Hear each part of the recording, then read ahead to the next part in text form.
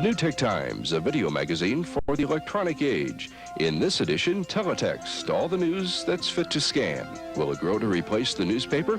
Also, calling the plays by computer, a sports new technology love story. Later, a commentary by political columnist Jack Anderson, and a look at computers that can travel. All in this edition of The New Tech Times. The New Tech Times is brought to you through a grant from Wausau Insurance Companies. Times change. Wausau works.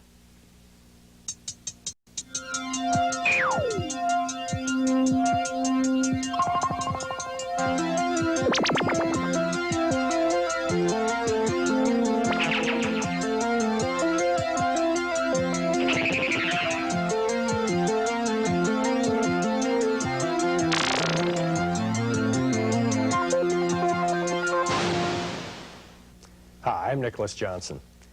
Arrests by the FBI have taken the fun out of the kind of teenage computer tampering glamorized in the movie War Games and elsewhere. They've also raised some very serious ethical and moral questions for parents of computer enthusiasts and college professors in computer science departments. Computer crime is serious business. It's also big business. Willie Sutton, when asked why he robbed banks, replied, "Because that's where the money is." But the days of demanding it with a gun are nearly over. Today's biggest bank robbers ride in limousines and look like corporate executives, primarily because they are corporate executives. As Woody Guthrie used to sing, some men rob you with a gun and some with a fountain pen. And if you're too young to remember what a fountain pen looks like, you'll probably have no trouble following this next report by Gary Probst.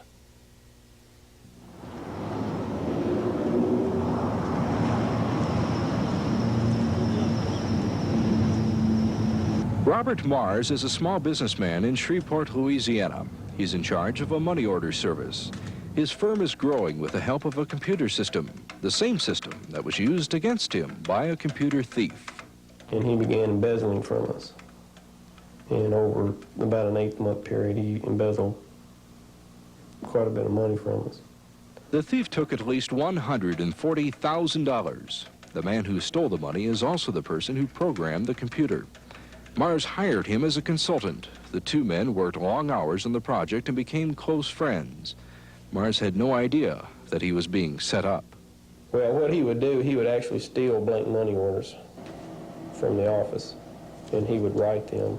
He also stole the check writing equipment and the little signature plate that we used to validate our money orders. He stole all of that, and then he would write the money orders and cash them. He would come in here and issue them on a computer, but he would issue them with a special code that no one knew about it but himself. And he had written in the program just a few extra lines that would read this code, and if this special code existed for this particular money order, it wouldn't show up anywhere. It would be on file, but it wouldn't show up anywhere. You know, there was no way to detect it. It was in one of these fields here that he put this special code, which was an E. Like this field here is G for good, an S stands for stop paying, and a V is for void. And he had another one that only he knew about. It was an E code, which we decided must mean expropriate. The only way we realized something was wrong was our bank balance kept going down and down and down, and for no explicable reason. And then we got to checking into it, and we called on our accountant over here to see if she could figure out what was going on, and she started to do an audit. That same day he came in, our programmer came in, found out that we were doing our audit. He broke in the building that night and stole some records, and in fact that's what he was arrested for, was for theft and breaking into the building.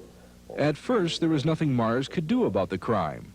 The thief took records that only the programmer would know about, and that gave Mars a suspect.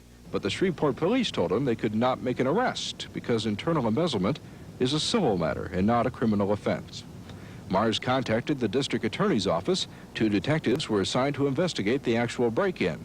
And when questioned about that, the thief confessed to the computer crimes. Assistant DA Robert Gillespie says it's a good example of how police and prosecutors are not always equipped to handle electronic theft. The confusion is, I guess it's just a lack of familiarity and perhaps a lack of training by our particular officers to white-collar computer thefts. Shreveport is a small city in a rural part of the South. It wouldn't seem to be a place with a lot of clever computer criminals, but Gillespie says the city is having its share of trouble. With the use of the computer being more prevalent here in Shreveport, it is more common. I'm not sure that in the past it wouldn't have be done with a pencil rather than a computer. The trouble is that if someone is really very clever, they can conceal this theft for a period of time, which is a problem in every case. You lose witnesses. Some transactions are only logged on a computer, and unless the person who wrote the check, who paid, has a copy through his bank, which is microfilm, it'll never show up in the business. And in fact, I believe that's what happened in this. The company in this particular case had no documentation of what was actually paid into it, because as the checks were received, they were destroyed by the perpetrator. Most computer crimes go undetected. They happen within large corporations where executives are concerned about bad publicity. The thief is fired, but the crime is not reported to police. One person who does learn about many crimes is Don Parker of the Stanford Research Institute. He's the nation's leading expert on computer crime. Just in the last 4 years, we've had the largest bank embezzlement, $21.3 million. We had the largest funds transfer fraud, $10.2 million. We had the largest securities fraud, $53 million in Florida. We had the largest commodities fraud, $50 million in Denver, and the largest inventory fraud, $67 million in New York and Florida. Nobody has a figure on how much is stolen each year through computers. Some law enforcement people say over $100 million in the United States. Others say more than $100 billion. Don Parker says the figure will continue to go up because most financial crimes will soon be computer crimes as we move away from a cash economy. Breaking into a computer is much more difficult than robbing somebody, but the amount of booty is often larger when a computer thief is involved. Ultimately, actually all business crime is going to become computer crime, because none of it can happen without involving a computer in some way or other. So we'll probably, the term computer crime will disappear. And I think that the more we use computers, the safer business will come. That is, the incidence of business crime will go down. We'll have less business crime because of our capabilities to ultimately impose safeguards to a far greater degree than we have been in the past. But at the same time, an escalation will take place where the loss per case will grow dramatically. In order to prevent computer theft, many large companies are setting up complex security systems. At First Wisconsin in Milwaukee, programmers are assigned to just a few segments of the total computer complex. They're denied access to any programs outside of their jurisdiction. That prevents browsing through the records. The bank also has its electronic transfer accounts in a separate secured system. We have a separate wire transfer system on a mini computer that is physically separated, and we have installed software with many bells and whistles. We have the requirement for people to identify themselves through IDs and unique passwords. We have a variety of parameters, some set by us, some set by our customer, which requires a great deal of knowledge on the part of a person accessing our system. Some companies are installing systems which read fingerprints or body chemistry. One system even reads blood flow in the vessels of the retina of a person's eye. Once you identify who was on the computer when a theft occurred, you have your culprit. Many small companies can't afford complicated security, but back in Shreveport, Robert Mars found an easy way to stop theft. We balance every week now. We balance to our bank account, balance to the penny. Extra precautions will have to be a part of these new tech times. Not every kid who tries to break into a school's computer will graduate into a life of corporate crime, but there are some very serious ethical issues. Like, what about those school administrators who are trying to save money by encouraging students to copy computer programs illegally? But for thousands of years, the driving force behind innovations in communications has been the needs of the military. It's even more true in our day. If you want to know what will be going on in the corporate world of tomorrow and consumer electronics the day after that, look at what our military is doing today. Here with just such a look is syndicated columnist and television personality Jack Anderson. Well, we live in the technological age, there's just no question about that. And in this marvelous age, in this frightening age, there's little privacy left. The Soviets have spy satellites, I think at last count 49 of them. Some of them are so sensitive that they can read the license plate on your car. We have spy satellites that actually can identify screws in a Soviet tank. I saw one satellite picture of a soldier standing on top of a tank, and with the help of a magnifying glass focusing on his face, I could tell that he hadn't shaved that morning. It was a picture taken from 200 miles in outer space. We're able to listen to conversations inside the Kremlin.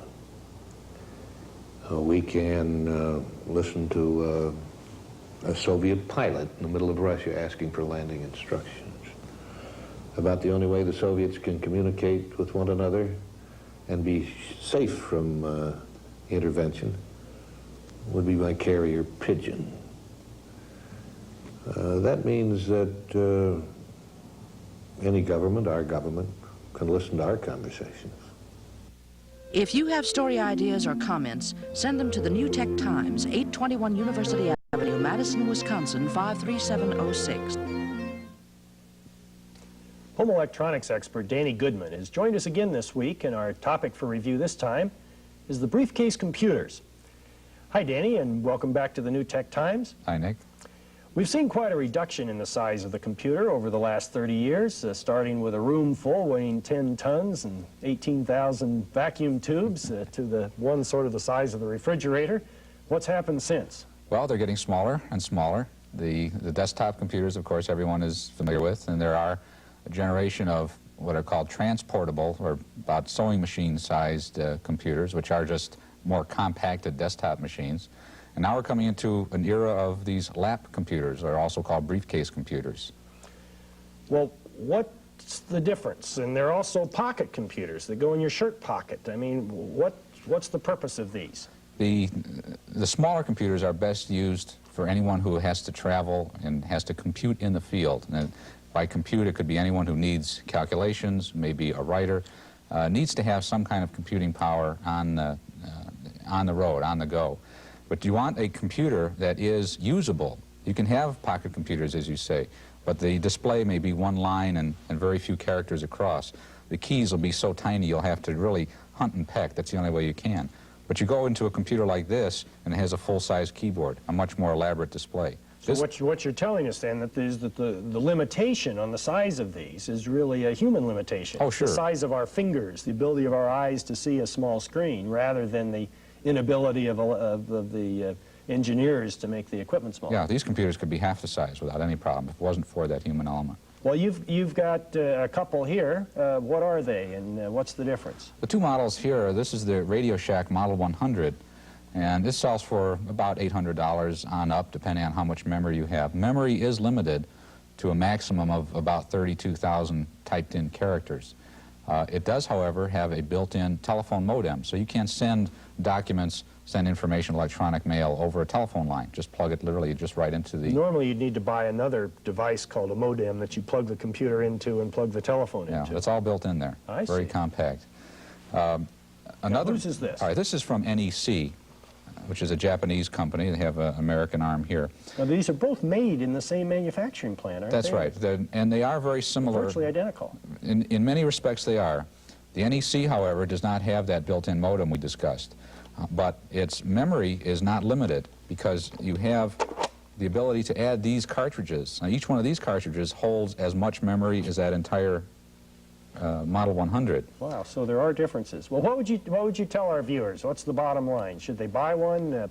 Which of these features is most important? If you have need for computing on the go, and then I would very strongly recommend them. Thank you, Danny. A briefcase computer and a telephone can be your key to accessing a whole new world of information, thousands of pages of data, hundreds of computers around the country.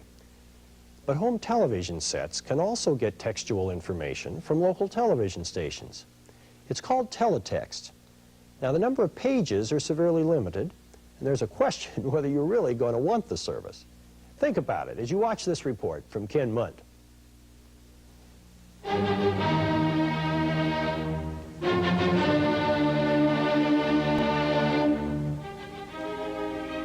The electronic revolution.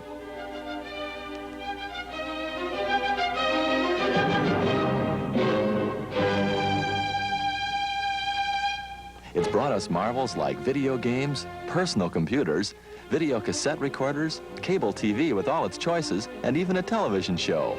Now the latest miracle, teletext. Well, it's not as glitzy as some of the other wonders, but it might be a whole lot more useful. Teletext is information sent through the air, like a TV signal, and is received in a TV set on the unused portion of the screen, the black line you see when your set is out of vertical adjustment. Right now, the only people who can actually receive the teletext service through the air live in Cincinnati, Ohio. Taft Broadcasting's Ginny Karp demonstrates what you could see on teletext if you lived in Cincinnati. To get teletext, you have to be tuned to Channel 12 in Cincinnati. Turn the teletext button on the keypad, press enter, and there is the cover page of Electra.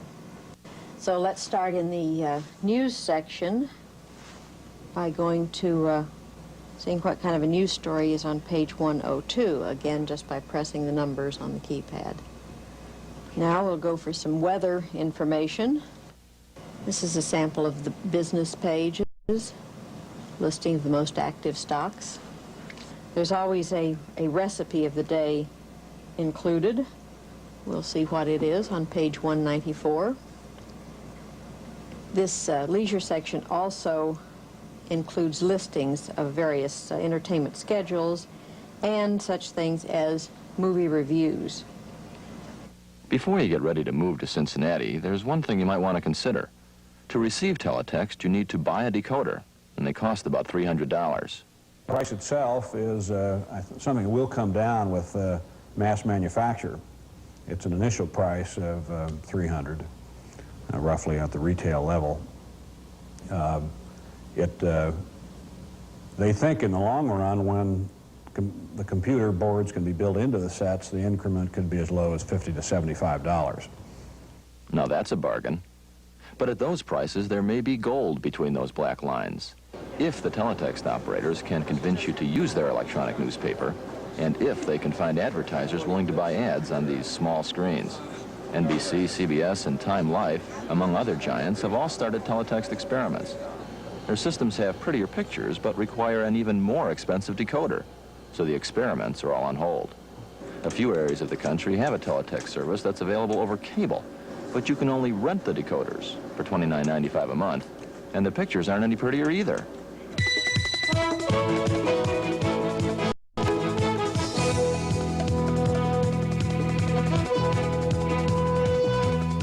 Teletext will probably end up in your home someday and may bring you closer to instant information. But for now, that unused portion of your TV screen still remains black.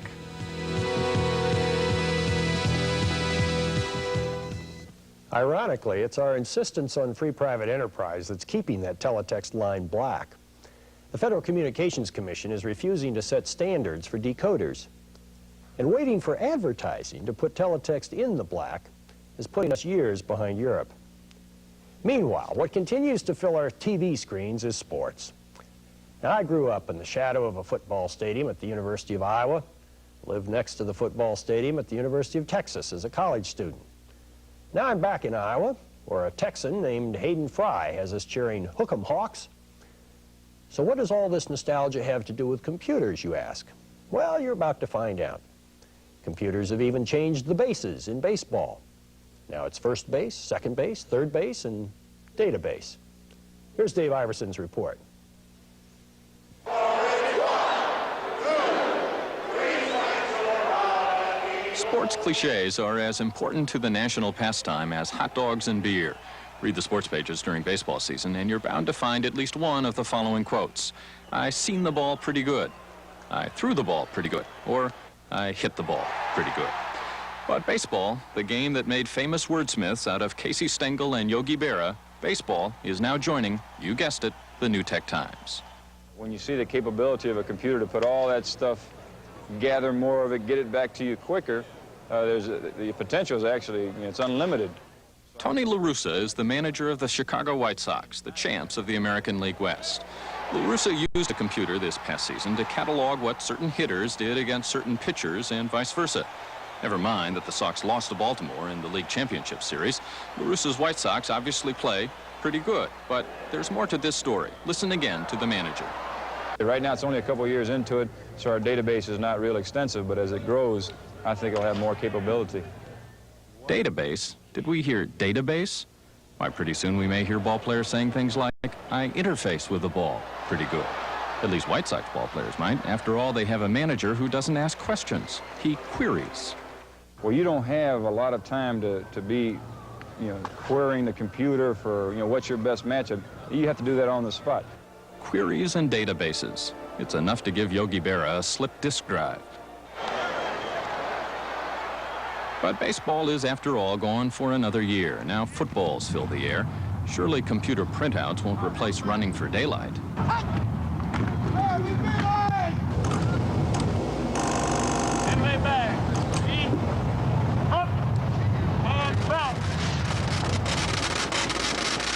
Yes, on the campus of Southern Methodist University, the home of Mustang Mania and the Pony Express, the alma mater of Dandy Don Meredith, yes, at SMU, the computer has found a home.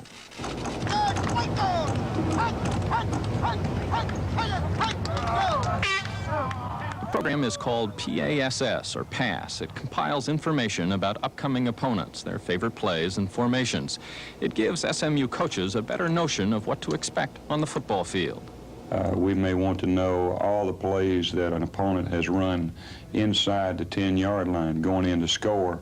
Well, that would take a number of man-hours that we just don't have time to do. But we can feed the information in,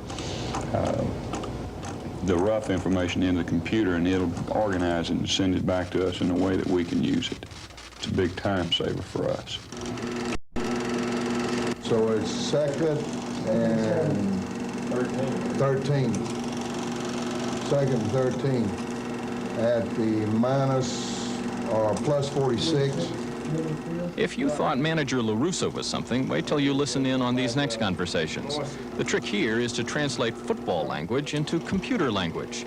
The coaches analyze the game films, noting the key information they want the computer to catalog. The formation strength to us would be like left. That backfield would be I. The receiver set would be pro. So we would just put that down as we take the information off, put it on a form. Whatever the terms, the computer doesn't seem to object and prints out the results in hours. They've got a lot of plays, but the plays that they run the most is what the biggest number there. Anybody can figure that out. Play 16, they run 13 times as opposed to these others. So if I had to pick one play that I would prepare my team to stop, one of their favorite plays, it would be 16 draw. But what to do about 16 draw, whatever that is? The answer is the game plan. Now that's a nice simple sports phrase, game plan. Are you going to fold that? Yeah, I think if we fold it, see, in all those 40 fronts, that middle linebacker is reading through that center's block. If we block him back and pull our guard around and fold on it, then I believe we can hold him steady in there and he won't flow to the play. Football terminology is clearly taxing enough without the benefit of a computerized, pardon the expression, database. But how did the game plan finally work? After all, to paraphrase Vince Lombardi, winning, not computing, is the only thing. And the kick is good. Part of the game plan worked fine, but the Mustangs, sad to say, had a few human errors no computer program could correct. In motion is Adamson, who checked in. McElhaney picks it. The fullback, Charles, did not see the ball. He did not see it, and Texas has it at the 40. SMU played pretty good, but not good enough to defeat highly rated Texas. But it wouldn't be fair to blame the 15-12 defeat on the computer. After all, a computer is only as good as the information it gets. It's a confidence builder for us, too, in that we feel that, you know, if we feed information into the computer in the right manner, then we will get mistake-free information back. The human error is eliminated from it. So, of course, if you put mistakes into the computer, you'll get mistakes out of it, you know. Now, of course, we're not saying the computer received wrong information before the SMU-Texas game, but you have to wonder if it maybe got just a little confused. So the guard comes in and say, left eye pro 49 load option into the boundary, you know, so. What was that, Coach? So the guard comes in and say, left eye pro 49 load option into the boundary, you know, so. Could it be that it's not computer language that's the problem, but our own? One last word from Tony La Russa. We haven't got it really online like we really need. Or as Yogi Berra liked to say, it ain't over till it's over.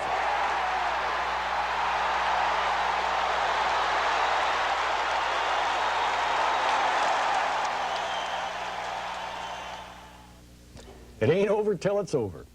Well, one of the advantages an old Longhorn has with a show like this is picking a football game where it was all over for SMU. But unfortunately, it's about over for you and me for this week's New Tech Times as well. It's been a varied package this time. Computer crime, spy satellites, briefcase computers, teletext, computers and sports. It's kind of like the story of the Texan at the airline counter. Where to, he was asked. Makes no difference, ma'am, I've got business everywhere. Well, New Tech Times has business everywhere, and I hope you'll be back with me to see where it takes us next week.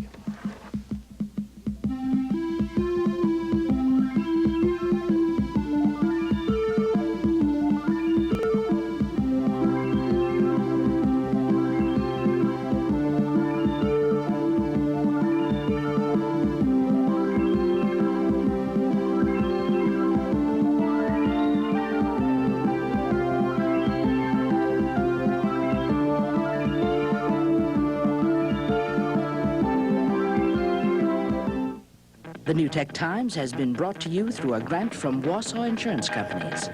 Times change. Wausau works.